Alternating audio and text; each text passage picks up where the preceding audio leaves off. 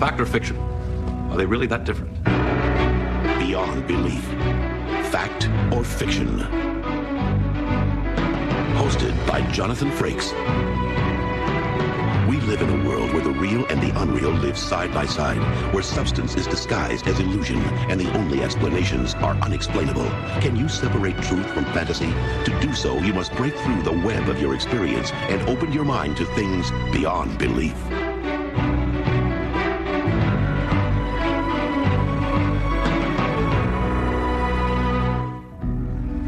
What you see is not always what you get. Take this line drawing of a man in profile. Is this an honest man? The answer is written across his face. During this program, you will be asked to distinguish truth from lies and stories that are designed to deceive you. We'll tell you which ones are inspired by actual events at the end of the show. From this point on, be careful what you choose to believe, because the man who seems to be telling the truth may actually turn out to be a liar.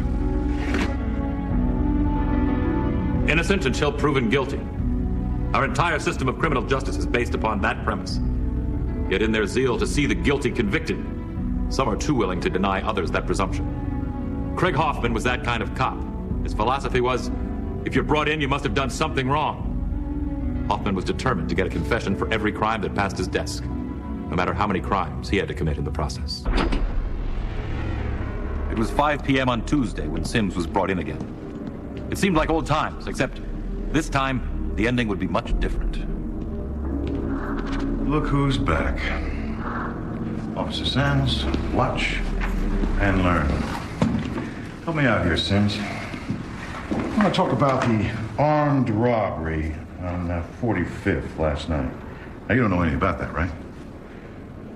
You didn't have anything to do with it, did you? I mean, just because we picked you up a block from the scene mere minutes after it went down doesn't mean that you had anything with it, right? And just because a witness picked you out of a lineup, well, that doesn't mean that you're guilty of any crime, does it? Where's my lawyer? Oh, come on, Sims. We don't need a lawyer here. We're just talking. I mean, it's not like we think you were even involved, right, Sims? I mean, just because your rap sheet is a mile long, just because you've been through the system so many times, they're about to name the revolving door after you. I mean, that doesn't even mean you were there. Go to hell. Officer Sands, readjust the restraints on the suspect, please. It's apparent that we need to have a more confidential conversation. Tell him what he wants to hear, even if you have to take it back later. Up yours. Don't mess with this guy. This isn't some good cop, bad cop routine. Officer Sands, hook him up and step out. Hey, Craig, why don't you let me talk to him and see if I can... Get out.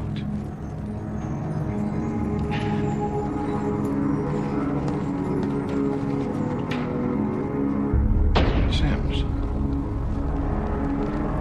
Confession. It's good for the soul. Just think of me as your priest. I'm not Catholic. And I didn't have anything to do with any holdup. Last chance.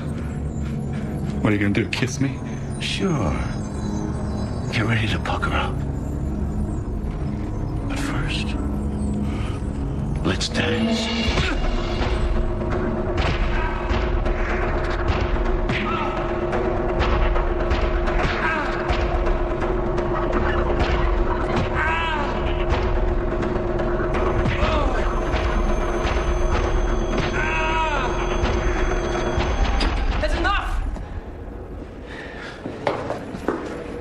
He needs a doctor. I'm gonna confess this. We'll get him one. Hey, McCarthy! McCarthy, get in here and help Sands take this piece of trash down on the lockup. Hey, Sims. Tell me when you're ready to talk. I didn't do it. This time it really wasn't me. The cop's business was done. Now it was up to maintenance to clean the walls. You can talk to me. Think of me as your priest. You know, confession is good for the soul.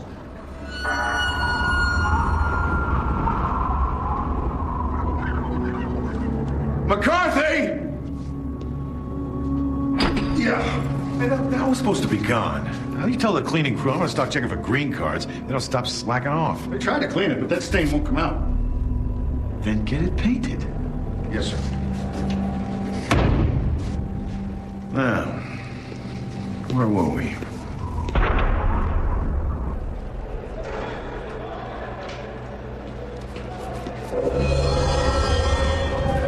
Officer? It keeps bleeding through. Well, put some plaster on it. What, I gotta do your job as well as my own? Huh? Just get it done. Now, let me get this straight. The burnt spoons and the scales that we found in your apartment, they're not yours, right? Hoffman, sorry to break up your little party here, but we gotta take his pictures again. The film was bad. Take him. Did you hear about Sims? What? The guy we had in here the other day? Armed robbery? Oh, the guy with the nosebleed, huh? Yeah. Well, it seems some crackhead in general lockup didn't like the way he looked at it. Bashed his head in. He's dead. Well, let's hear it for the crackhead. He did something the justice system could not. He stopped the revolving door.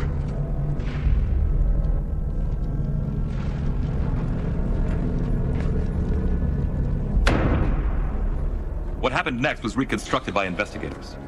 Somehow, Hoffman found himself locked inside the room.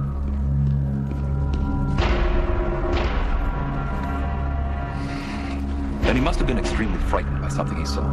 Because Craig Hoffman, an extremely fit police officer, experienced a fatal traumatic shock to his nervous system that night.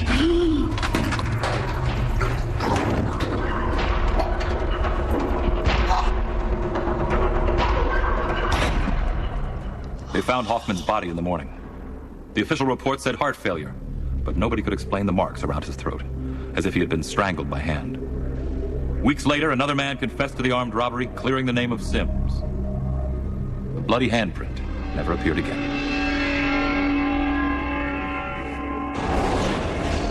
What's the true explanation here? Was the handprint on the wall really a message from an innocent man? Or was it an illusion caused by some defect in workmanship found in the wall itself? If so, why did it reappear after the wall was plastered over? What about the strange death of Craig Hoffman? If it was a heart attack, why did his neck show signs of strangulation? Did he accidentally strangle himself as he was trying to gasp for air? Or was it some retribution from beyond? Is this story true, or are the handprints of a writer all over it? Find out if this story is true or false at the end of our show. Next, Screams haunt a schoolroom on Beyond Belief, Fact or Fiction. Is there a more annoying sound than the screech of chalk against chalkboard?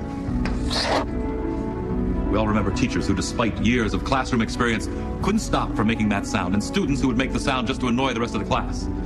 But there is something highly unusual about the chalkboard in our story tonight. The sounds it emits are far more intense than the usual annoying squeaks. In fact, they are sounds that seem to come from the depths of hell itself.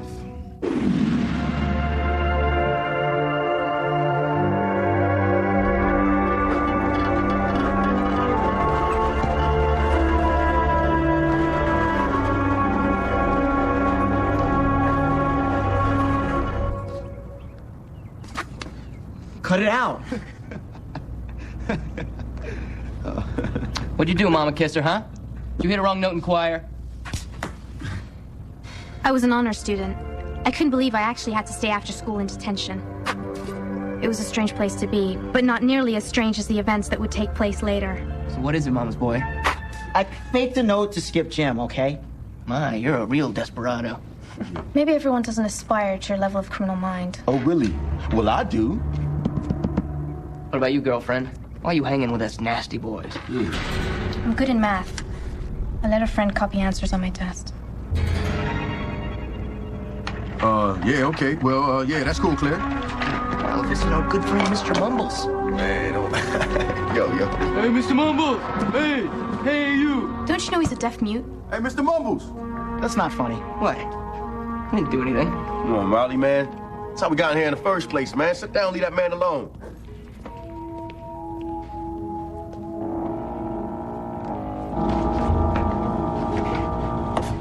This school sucks. You're gonna get us all in a lot of trouble when Mrs. Sawyer comes back. Huh? Oh my god. What was that? Hey, man.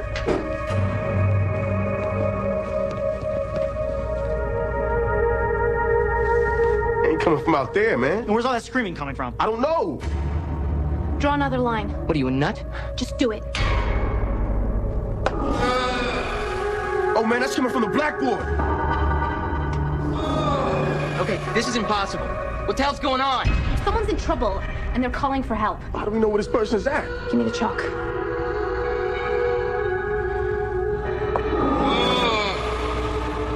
We follow the screams. Maybe one of us should stay behind and wait for Mrs. Sawyer to come back. Yeah. Good. You stay here. Just keep drawing on the board. Come on, you guys. What are you waiting for?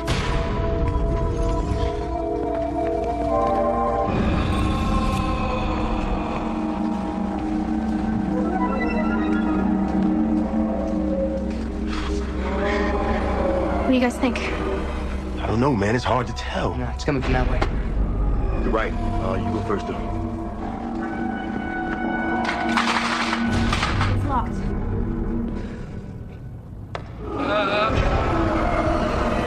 Step aside. Come on, hurry! All right, I got it.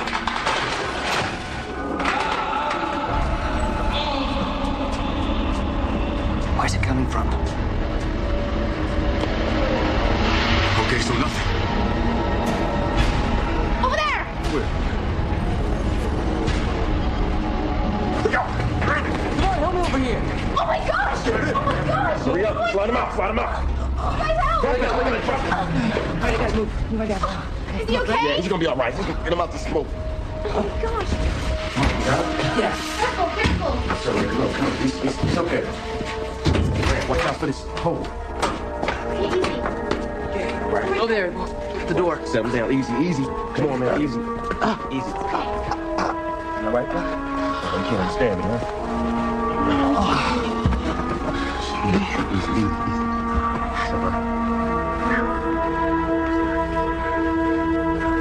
What's he saying? He'd like to thank you both. Man, it's all right. That's all right. Hey, As long as you're all right. sorry.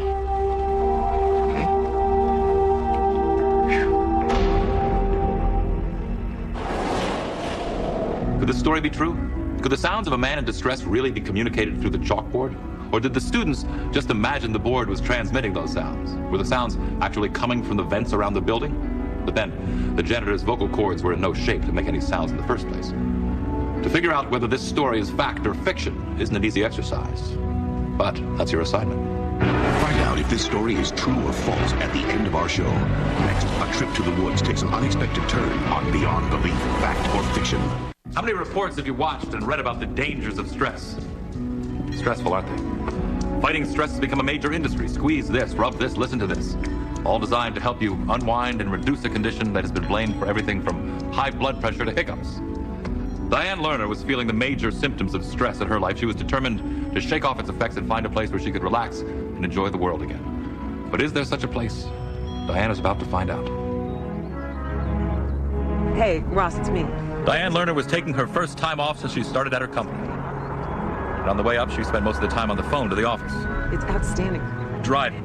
On my desk, I've got this... It'll wait till you get back, Diane. No, it won't. I want you to... You're on your first vacation in 2 years. Chill out, Diane. Listen. I worked up some new numbers for dramas. Now, when you check out the spreadsheet, I want you to look at line number 30. Diane, we're not going to fall apart here. At least not totally. I promise I'm not going to give that account to anyone else. Don't worry. Throw the phone away. Goodbye. Ross, don't hang up. I'm serious. Look, just do those few things for me, and I appreciate it, okay? Bye, I'll get back to you later. You too. Have a good weekend. Bye-bye.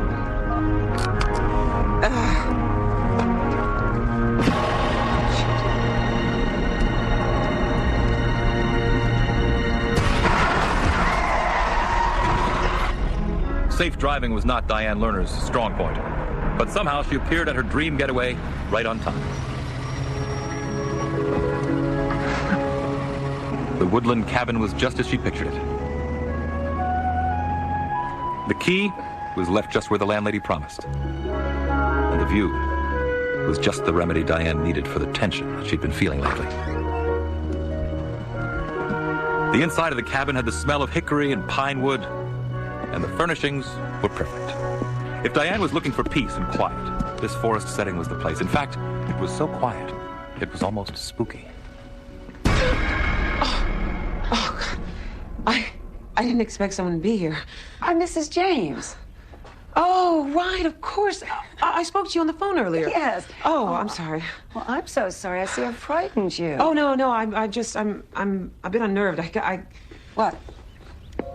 I almost got into a car accident on my way here. I had dropped something, and there was this huge boulder that was jutting out right into the road, and I turned and, well, I almost didn't make it here for my vacation. I'm glad you made it in one piece.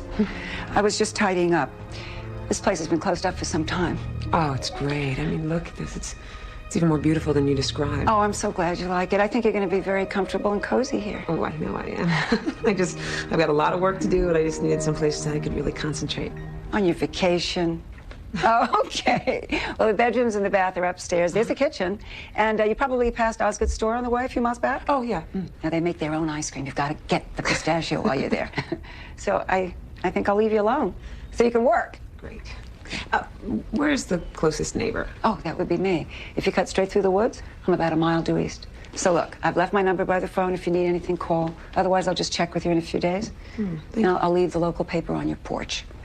And I think that just about covers it. Well, thank you. So enjoy. Okay. Bye. Bye. It was early the next morning when Diane started hearing the voices.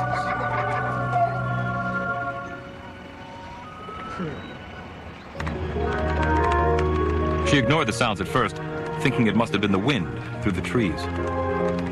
But then they came back again.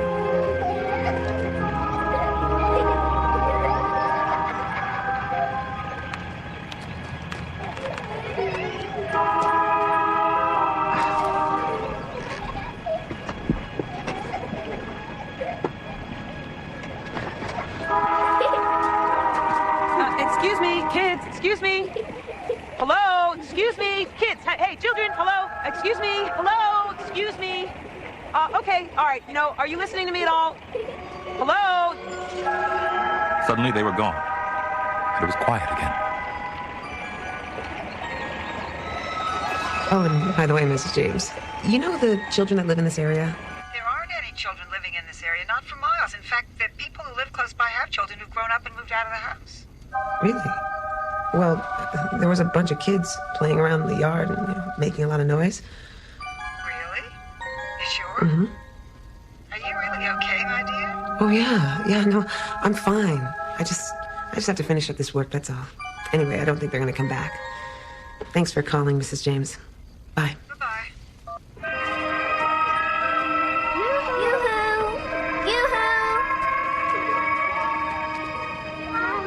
Hey, I thought I told you kids not to play around here anymore, okay? That's enough.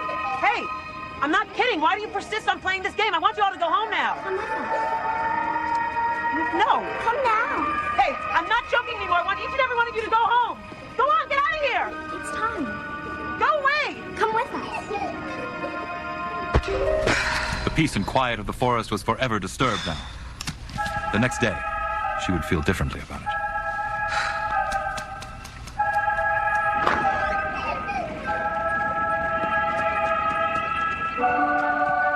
Are you ready now? For what? You know. No, I don't. It's time. Time for what?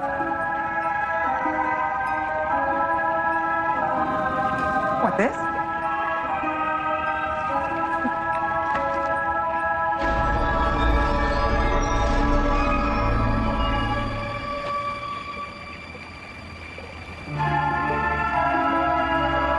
Come with us. Okay. I'm coming. Diane! Woo!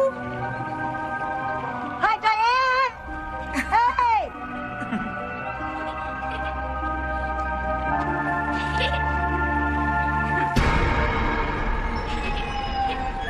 Diane!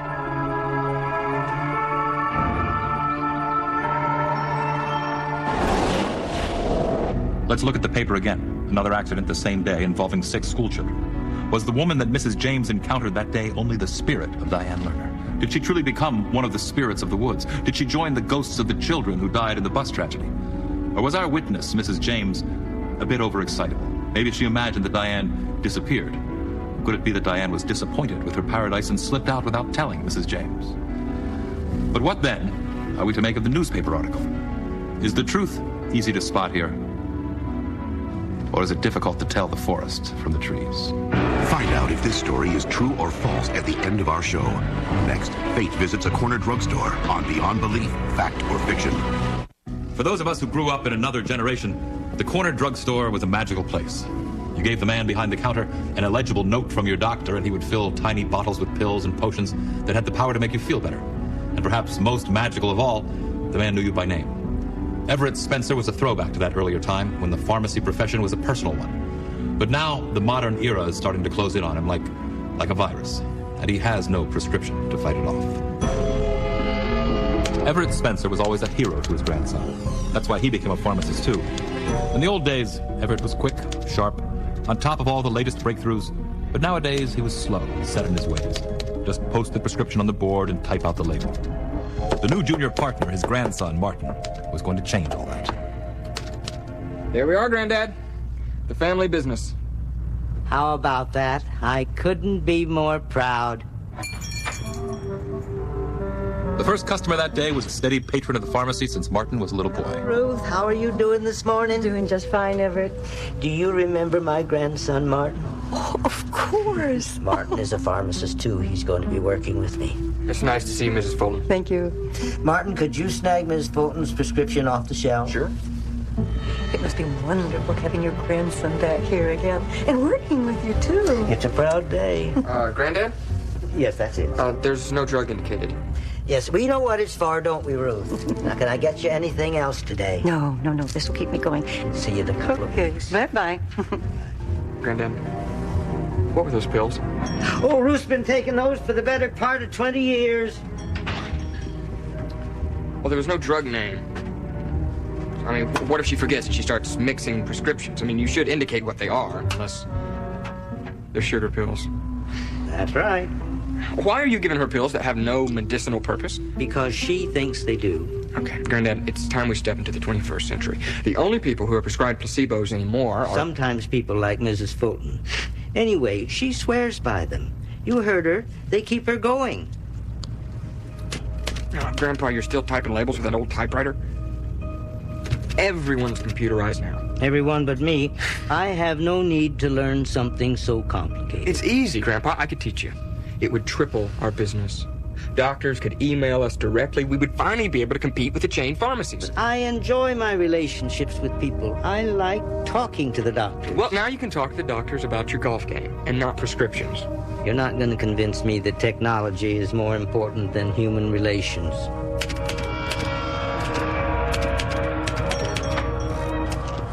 Be right with you. It's me, Grandpa.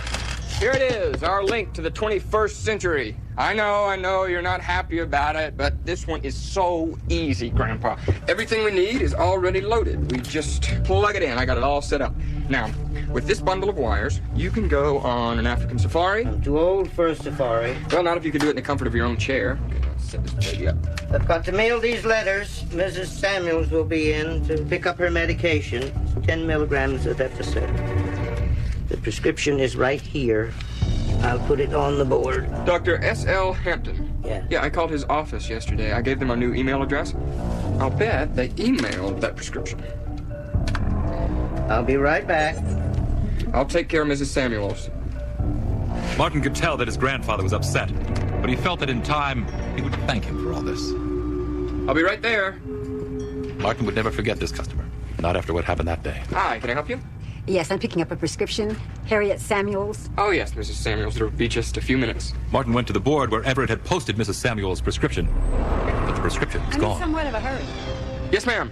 Dr. Hampton, 10 milligrams of Epicet. I was just about to fill it. Is there a problem?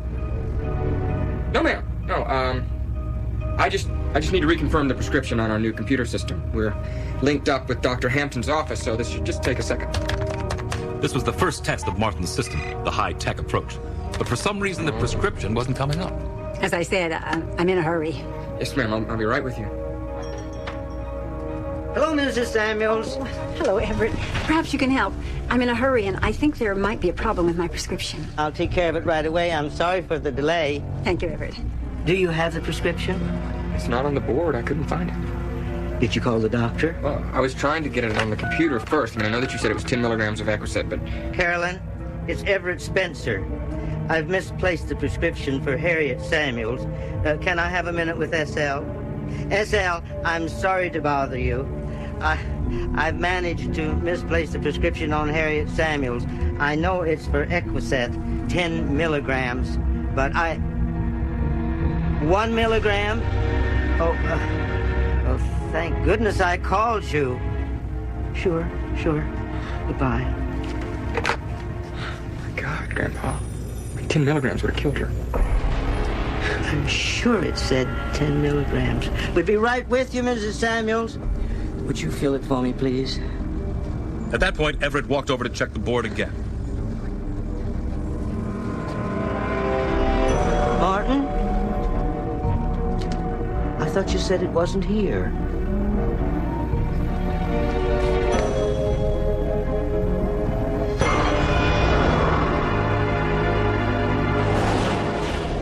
Who was watching over Spencewick Pharmacy that day? Was that fated prescription simply misplaced? If so, how did it end up back on the board? Did Everett's grandson find it and put it back himself, too embarrassed to tell his grandfather what really happened? But then, how did it disappear in the first place? Maybe there was some angelic spirit watching over the pharmacy. Does this strange story of a prescription go down easy? Or do you find it hard to swallow? Find out if this story is true or false at the end of our show. Next, a scary story of summer camp on Beyond Belief, Fact or Fiction. For most of us, summer camp evokes sweet thoughts of fresh air, fun in the sun, and mischief after dark. But for some children, summer camp recalls more bitter feelings. Memories of isolation, homesickness, and the taunts of their peers. All Anthony Shaw wanted to do was have a happy, carefree summer away. Everyone knew he was different. They were about to find out he was special. I never really wanted to go away to camp. All I really did there was read, and I could have done that staying at home. I actually liked the rainy days the best because they gave us free time, and I could lose myself in a book. I really didn't give anybody any trouble. I just wanted to be left alone. I couldn't figure out why the other kids wouldn't allow that to happen, especially Marty and Darren.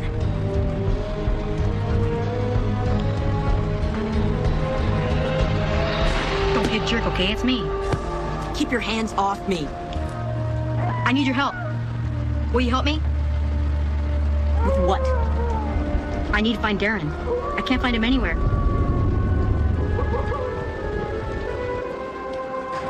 Marty, I'm getting tired. We've been looking for over an hour. I know. I'm getting hungry too. At least the rain quit a little bit. Did you hear that? Yeah. I'll check the back tent. You check the storage tank.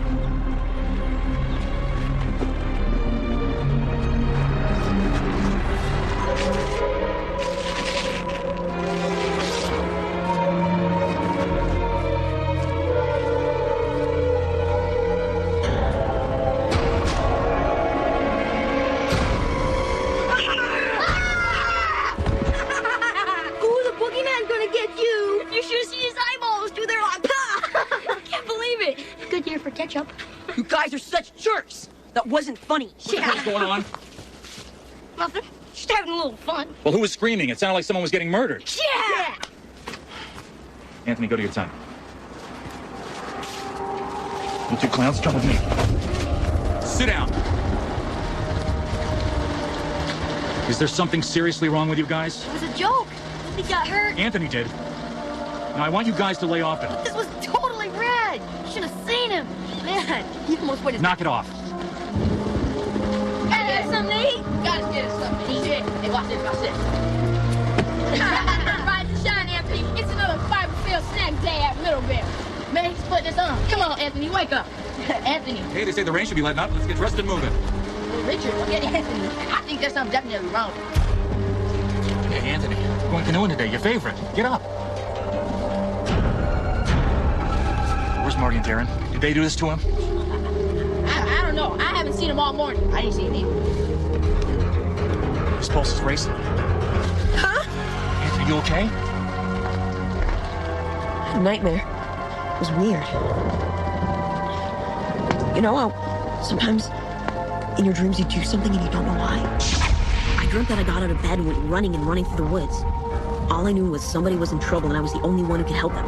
We're not gonna get caught. Everyone wants to sleep when we left. Come on, come on. No.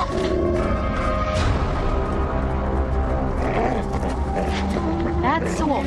That's a hungry, hungry wolf.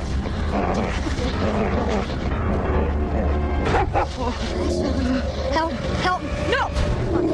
Nice. Stay down. Come on, the wolf. Nice. Oh, help. Guys, shh. What are you doing here? What the? Here, Woofie, Woofie. Yes, be quiet. Here you go, you want another? Here you go. It's gonna turn. Go down the hill slowly behind me. Don't run or he'll chase you.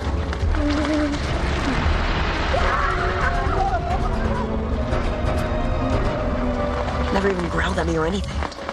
Just kept staring at me. How'd you get us back here? We were just in the woods with Anthony. He's been here the whole time. We were just in the woods. A wolf almost attacked us. He was covered in blood. Anthony saved us. I mean, he got us out of there. It just happened. It couldn't have been him. Anthony never left the tent. That's the cookies. It's the ones he fed the wolf.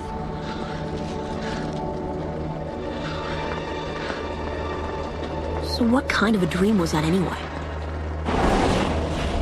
How could Anthony have been asleep in his bunk and outside in the woods at the same time?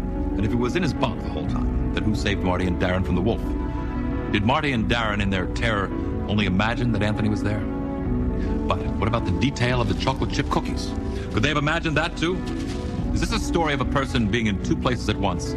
Or is it just another tale one would tell around the fire at summer camp? Next, you'll find out which of our stories are fact and which are fiction when Beyond Belief returns. And now it's time to see how well you did judging whether our stories tonight were fact or fiction. The plot about the detective who couldn't remove the stain from his wall or his conscience. Real or unreal? Tell him what he wants to hear, even if you have to take it back later. Up yours. Don't mess with this guy. This isn't some good cop, bad cop routine. Officer Sands, hook him up and step out. Hey, Craig, why don't you let me talk to him and see if I can... Get out. If you guess this one was based on an actual event, you're right. It happened. How about the tale of the terrifying sound that seemed to come from a common classroom chalkboard? True or false?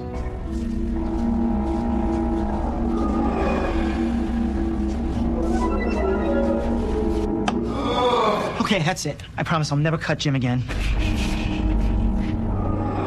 This way. Right.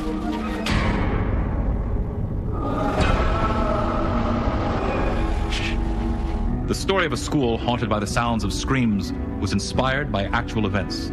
It's fact. Our next story was about the woman who left her high-stress job for a heaven on earth.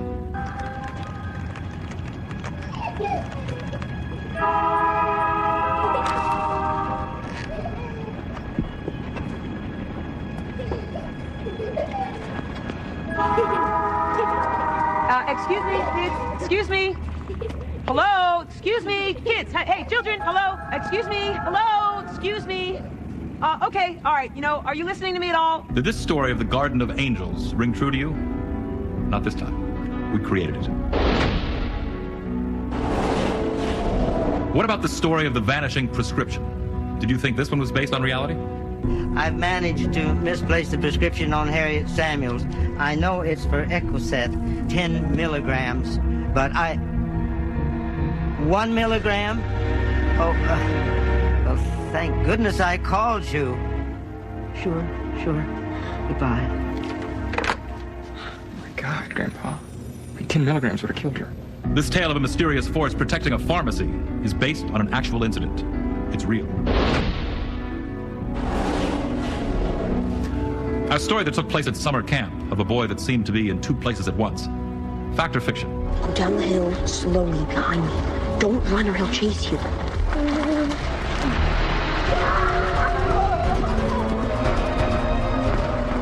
He never even growled at me or anything. He just kept staring at me.